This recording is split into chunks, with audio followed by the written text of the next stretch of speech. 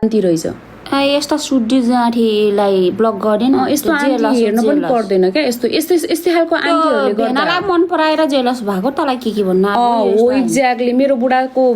बहुत फ्यान थियो होला अनि मैले बिहा गरेँ त्यो जेलस भएर त मरेकोस् साला आइमीहरू हरामी हुन्छ खाटिनी अब मेरो हेर्न छ भने अर्को फेक आइडी बनाएर आइज है आन्टी बजै रहेछ अनि आन्टीले त मेरो आमाको उमेरको रहेछ अनि त मसँग बाँच्न सुहाउँदैन जाँठी राडी नि अझै केटी चाहिँ हो क्या झन् केटाहरू त्यस्तो हुँदैन हौ केटीको खुट्टा तान्ने केटी नै हुन्छ जोडले एक दुईजना आइमीहरू लास्टै पागल लाग्छ भने मलाई हो यस्तैहरूलाई दिनुपर्ने एन्सर यस्तैहरूलाई दिँदा एन्सर गर्दाखेरि चाहिँ फेरि अरूलाई इफेक्ट पर्छ क्या राम्रो गरेको देख्न नसक्ने यो ब्ल्याङ्केट उठा गरेँ Chandra Yadav yes I did already तर दिनुपर्छ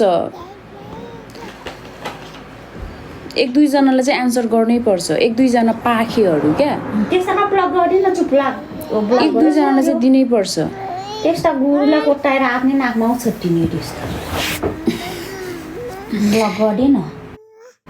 बिग फ्यान हिरोइन भाउजू thank you so much keep loving भाउजू साली मिलाउनु पर्यो अब त्यही छ बाँकी खोलेर आउँछ कति त छोरा कति मन्थ भयो भन्नु खोज्नु भएको होला बाबु अहिले 2 महिना भयो 2 महिना 9 दिन भयो क्यारे हिजो 8 दिन 2 महिना 9 दिन भयो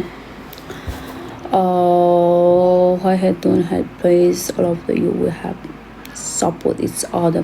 छैन यो BT4 यो छैन नेपालीहरूकोमा यो धारणा भएको भए त प्रभु हाम्रो देश त धेरै अगाडि बढ्थ्यो क्या नेताहरूलाई गाली गर्ने होइन जनताहरू भेडे हो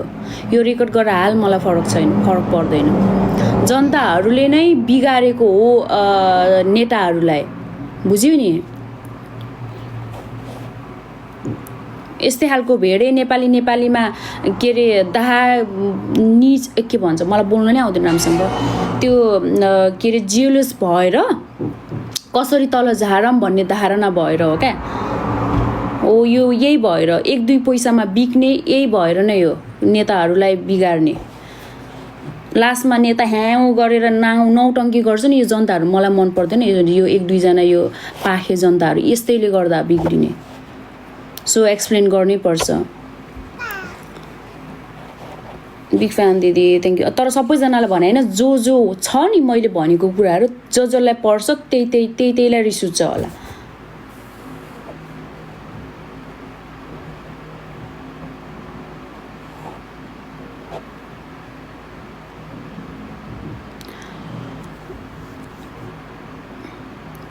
यो छोडेन भन्ने तेरो बाउको छोरा होस् या छोरी होस् भने प्रोफाइल छोरी छ तर यो फेक के तेरो बाउको छोरा होस् कि छोरी होस् भयो चाहिँ रियल आइडीबाट आइज कुरा गर्न रफ शब्द नबोल बिग फ्यान दिदी थ्याङ्क यू भाउजू नमस्ते एभ्रिवान सबैजनालाई नमस्ते बहिनी हजुर कुन तामाङ हो तामाङ होइन म तामाङ जस्तो लाग्छ हो नेपाल कहिले आउने दिदी भेरी सुन के छ बहिनी अनि कहिले आउने नेपाल एकदमै फाइन अनि छिटै आउँछु होला अब चाहिँ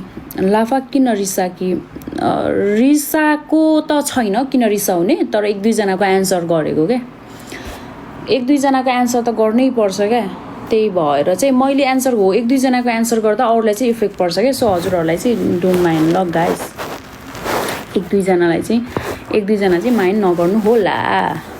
राम्रो गर्दा पनि पस्दैन नराम्रो गर्दा त झन् पस्दैन मान्छेहरूलाई इन्टेन्सनली पो गर्नु हुँदैन यार फोदोसहरू हेलो दिदी हाई कोही कसैलाई मेरो शब्दले असर पर्न पुगेको छ भने आइम रियली सरी है तर तपाईँहरूलाई भन्न खोजेको होइन जोको